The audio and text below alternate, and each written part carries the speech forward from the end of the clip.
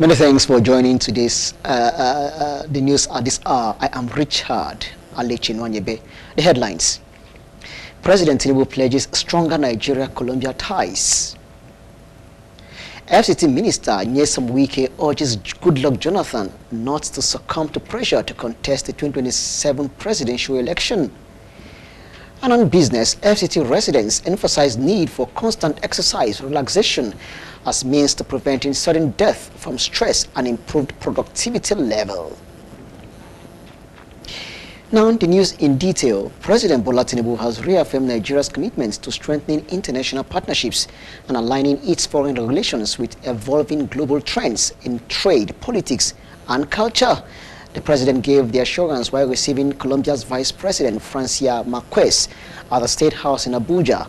The visiting delegation included senior government, business, and diplomatic officials.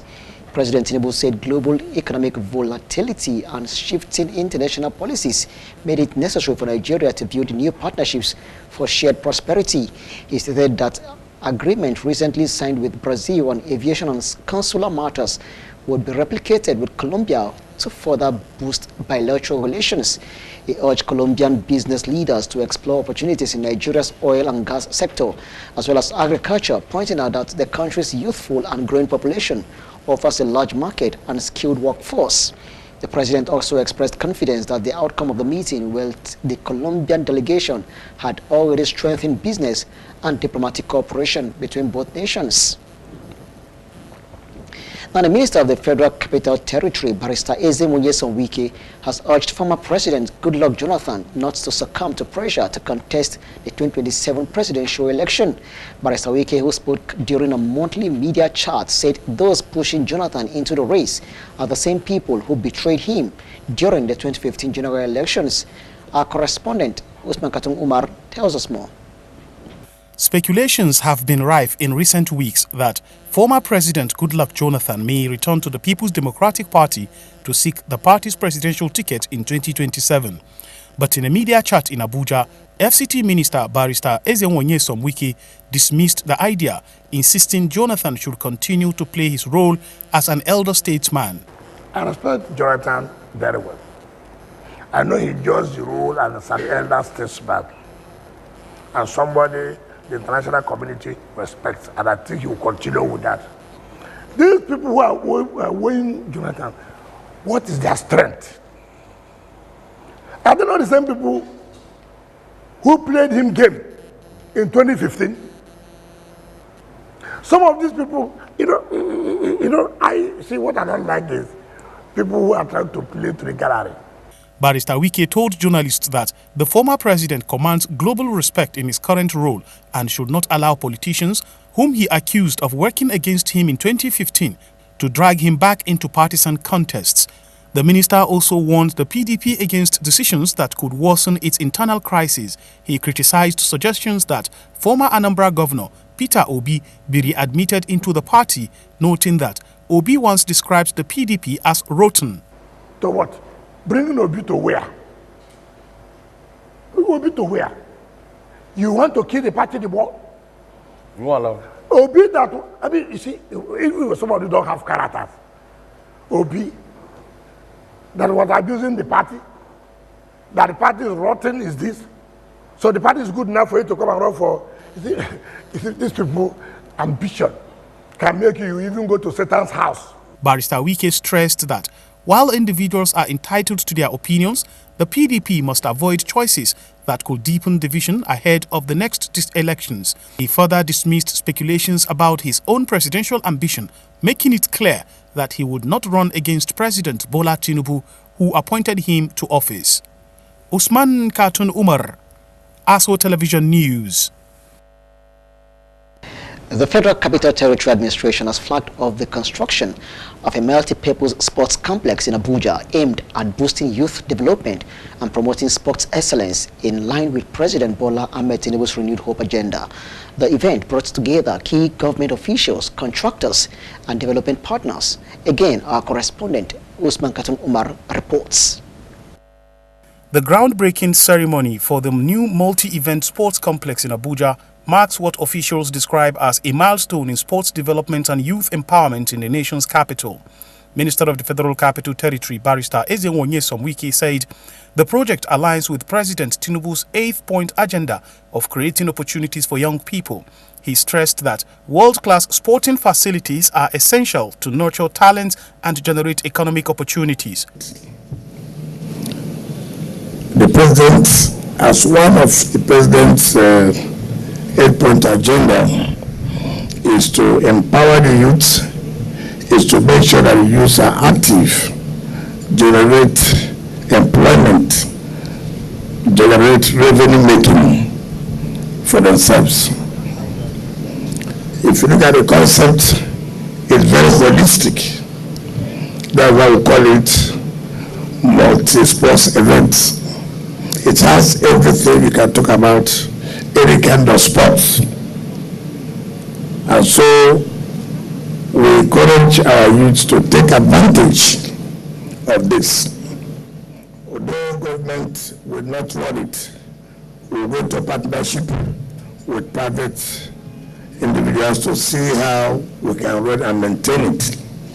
Because the moment it goes into the hands of government, obviously give it 2 weeks, you will see that it will be deteriorating, and we don't want that.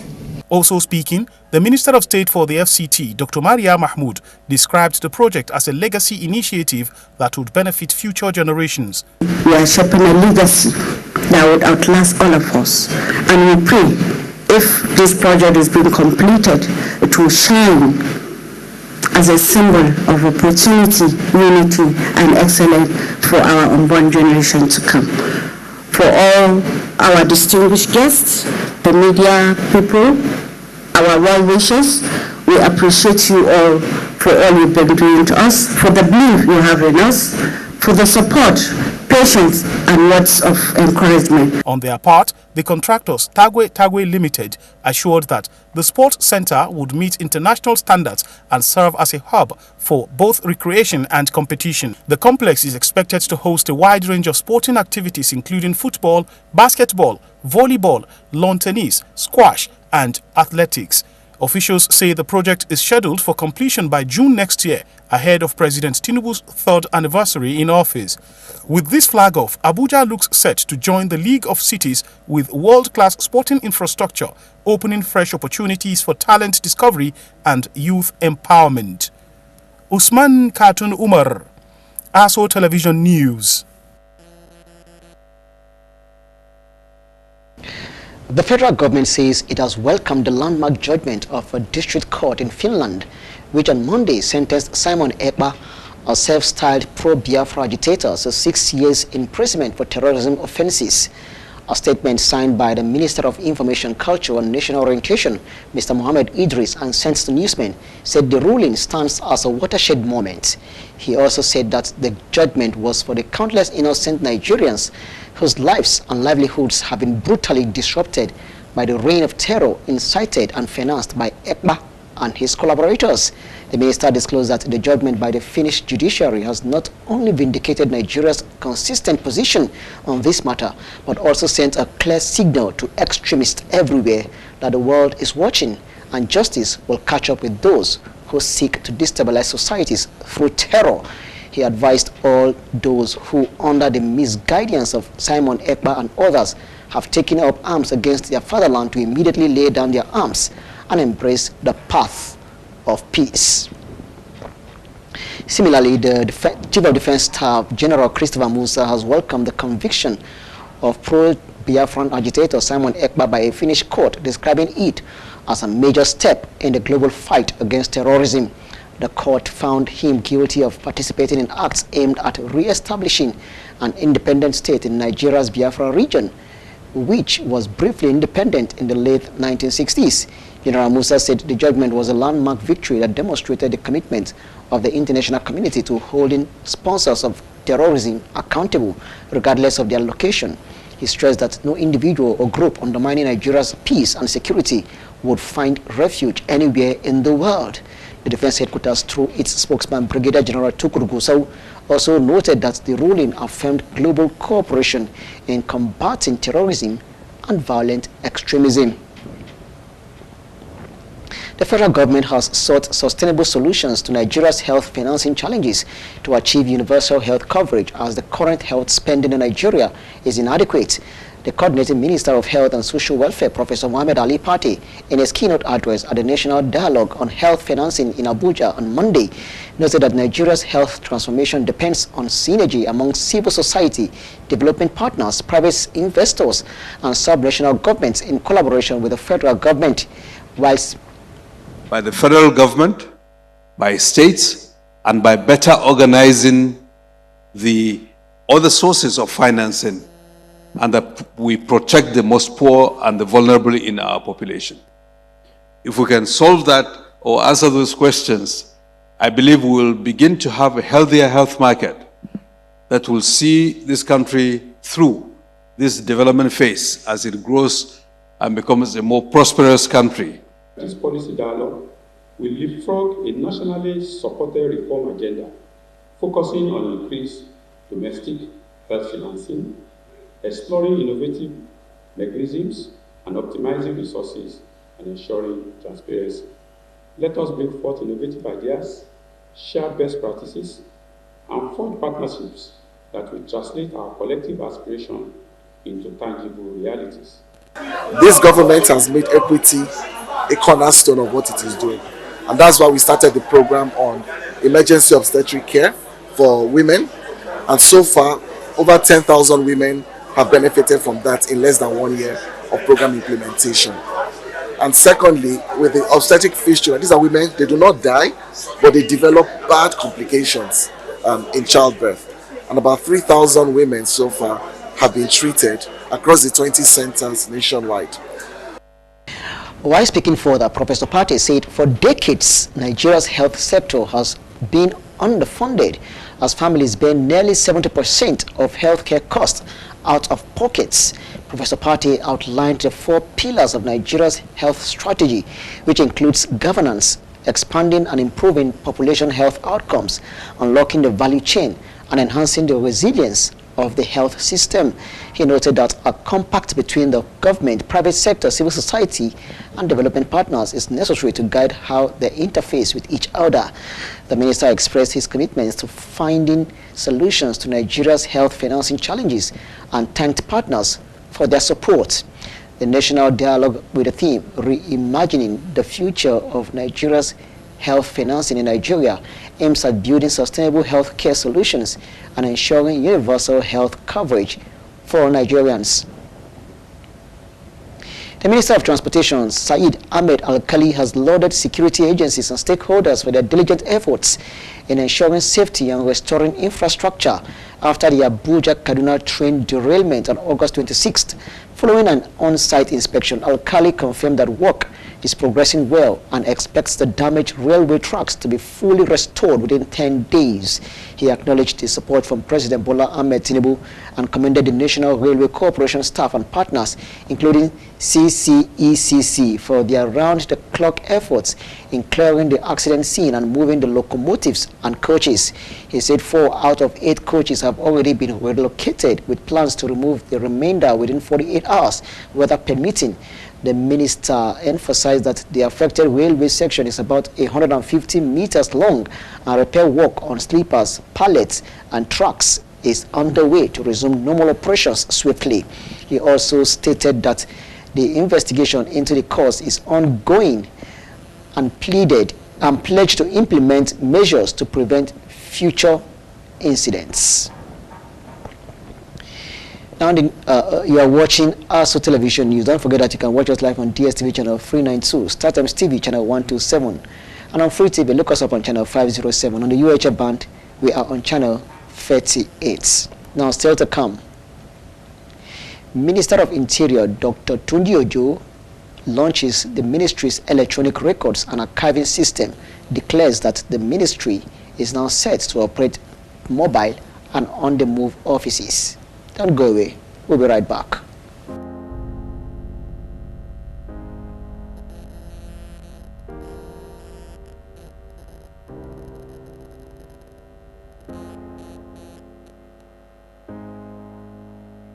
Let's get one thing straight. Being a woman with disabilities doesn't mean you don't have the right to quality sexual and reproductive health information and services. Family planning, maternity care, STI prevention. Every woman deserves access to safe, respectful, and inclusive reproductive health care. My body, my health, my reproductive rights. No limits, no exceptions. Your health matters. Your choices matters.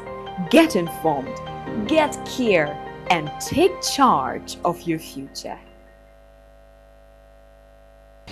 The Minister of Interior, Dr. Olubunmi Tunji-Ojo, on Monday in Abuja launched the ministry's electronic records and archiving system, Interrex, declaring that the ministry is now set to operate mobile and on-the-move offices. Speaking at a ceremony in his office, Tunji-Ojo said Interrex would be replicated across all agencies under the ministry, stressing that technology is central to delivering efficient tech governance. With the launch, the Ministry of Interior becomes the 18th federal ministry to go paperless. The minister explained that Interrex would allow him and his team to run mobile offices, process documents faster, and eliminate delays. He disclosed that the ministry had built an 8.3 petabyte 4-tier solar-powered data center to secure government data ownership, and that Nigerian borders are now monitored with advanced surveillance and the UN-mandated advanced passenger information system, enabling immigration officers to know travelers before they arrive.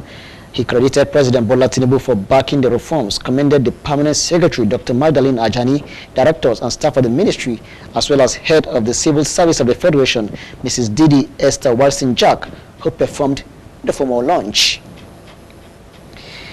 The Nigerian Hunters and Forest Security Service has honored the chairman of Abaji Area Council, Alhaji Abubakar Umar Abdullahi, with an award of excellence on security. The award recognizes the chairman's outstanding contributions to strengthening forest security services and promoting human welfare. The citation notes that Alhaji Abdullahi is recognized as the best chairman in the Federal Capital Territory and the best chairman in Abaji on security matters. The vice chairman of Abaji Area Council, Honorable Isa Maka, received the award on behalf of the chairman and expressed appreciation to NHFSS for the recognition. The NHFSS also presented a special award to the Council's Security Matters Coordinator, Alhaji Zakari Danlami, and commended the Special Advisor on Security, Honorable Mukhtar Gambo, for his support. Other council officials, including the Chief of Staff, Comrade Muhammad Amin Kandi, and the Secretary, appreciated NHFSS for the honor and reaffirmed the council's commitment to prioritizing security and the well-being of its people. Now, in line with building healthier and stronger relationship, Radio, Television, Theatre and Arts Workers Union of Nigeria, RATAU, has warmly visited ASO Radio and Television to ensure adequate working environment of the organization. Speaking to ASO Radio and Television in Abuja, President of RATAU, Comrade Prince Emeka Kalu, disclosed that the visitation is part of broader efforts in promoting safety of radio, television and theatre arts workers. Oluwa Balumi Adeyemi tells us more. It was an insightful moment as the Radio, Television, Theatre and Art Workers Union of Nigeria, RATAU, paid a visit to ASO Radio and Television. President of RATAU, Comrade Prince Emeka Kalu, appreciated the organization's acceptance for the visitation and ensured in building mutual relationships between the government and the workers. Opportunity here for us to say thanks in a special way to the Honorable Minister of the FCT. He has done marvelously well by ensuring that auxiliary members, workers in ASO FM, their employment were regularized and prompt payment also their capture is done that, and we expect to do more for us. We have a 12-point agenda as a vision, which is called the manifesto when we started this.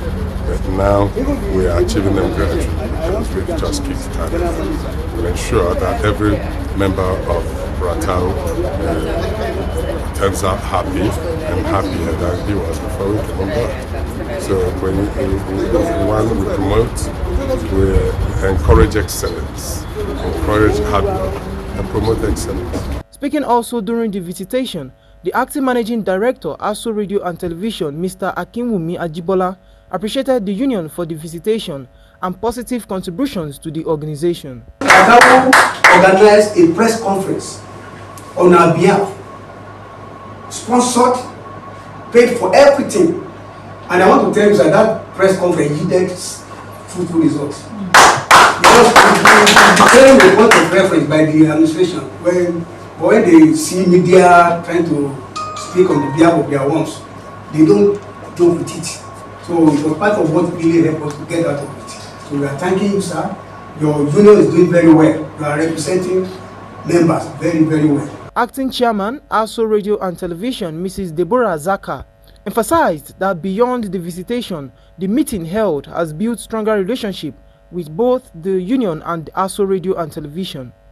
Well, my words for the FCT minister and management itself, as we all know that he is Mr. Project. If you go around the city, you see everywhere is clean. All roads are being done by his administration, and particularly ASO Radio and Television. He has been there for us, trying to nurture us to stand on our feet by paying all the backlog salary for our auxiliary staff. So he's been there, and we are still looking forward to him doing more. And the auxiliary staff have actually given their word that they will do all it takes to make the station stand. The management of ASO Radio and Television appreciated the union for ensuring stronger relationship and unity, notwithstanding effective negotiations on compensation issues and better working conditions of workers. Belumi Adeyemi, ASO Television News.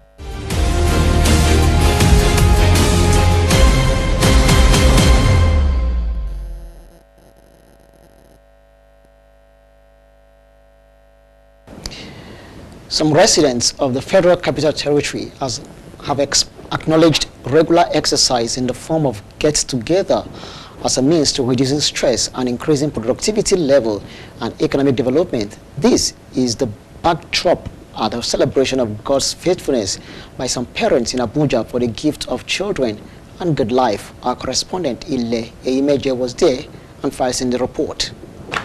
Who is the chairman of this occasion? Chairman, you have a co-chairman.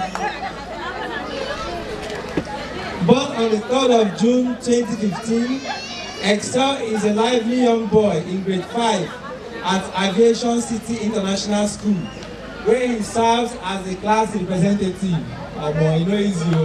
Like the saying, all works and no play makes Jack a dull boy, some of the well-wishers at the birthday ceremony of the Adejos in Abuja acknowledged the need to make out time for relaxation, saying it is a means to improving productivity level and also a way to preventing sudden death resulting from stress. As my boss always say, work-life balance. There's no life without. You can't balance life if you don't rejuvenate, like if you don't have fun. So when you have fun, it helps you to ease off the tension, and then it helps you to cool off from the economic situation of the country. So I think partying is nice. Our advice that once in a while, you go out, you shake it off, you party, you marry, you meet people. That way it helps you to be calm, it helps you to cool off and ease off your stress. All joke and play makes man a dull boy. So we are here to facilitate with the children, mix with them, interact with them. They'll learn from us, we equally learn from them. They help us health-wise, to do our bones, our muscles, stretch our legs, and then make friends with people in the environment. So we are here to celebrate them, the children, the birthday and everything they are doing. We are happy to be here to shake our body and to celebrate with our loved one. I used to dance, to rock the party, no dull moment in this party. Once in a while in Nigeria, because the stress of the economy is too much, so much hardship. So it's a good thing for us to go out and party and shake off the stress once in a while. Some of the celebrants expressed their joy and wishes I'm wishing myself that I can work hard and study hard to make my friends proud of me. And also to the people who are celebrating me, I pray that God will bless and provide for them abundantly. I'm wishing for myself that I can study hard and make my parents proud. I wish myself happy birthday. The height of the event was the cutting of the birthday cake. And the next letter is letter what? Letter O. The last letter is L. Indeed, even medical experts point regular exercise as serious medicine for good health, maximal productivity, and general well-being of a people. Ile Emeje, ASO Television News.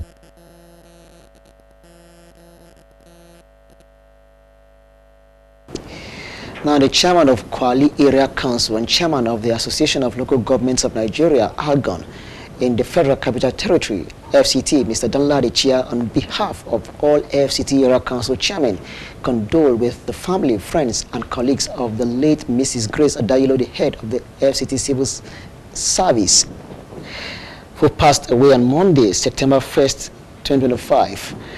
Chia, in a statement he personally signed, said they mourn the loss of a dedicated public servant whose contribution to the development of their great city will always be remembered. Mrs. Adayilo's trailblazing achievements as the first female head of service and FCT, the statement added, will continue to inspire generations of public servants. On behalf of the FCT Algon family, Chia extends their heartfelt condolences to the Beru family, the FCT minister, and the entire FCT administration. May her legacy live on and may her soul rest in perfect peace.